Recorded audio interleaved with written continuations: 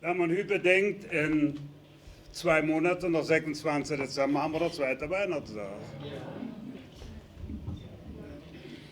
Ich weiß heute nämlich genau, war es der Schenk oder war es seine Frau.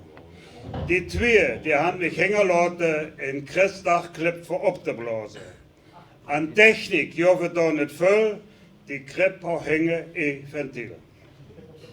Da kannst kleine und noch rote mit dem Moll der Luft drin blasen. Oder das getan, wo man doch selig et Jesus kennt mit seiner Familie. Auch so Schorb und auch 2 Osse wurde dabei abgeblasen. Nachdem ich das alle gemacht habe, ich mich da nicht over hingelassen.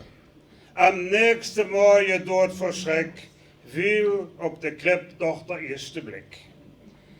So jetzt jedoch hätte ich noch nie, der Jupp hing schlapp über das Marie.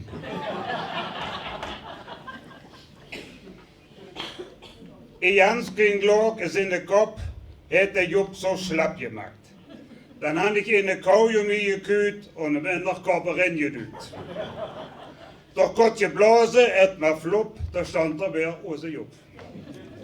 Es Christkind, ich war ganz nervös, das war auch einmal hochberüst. Gefleckt habe ich voll gekläft, damit das Christkind auch noch erlebt. Doch plötzlich mag es laut Bang, da wurde mit der Krippe am Ende.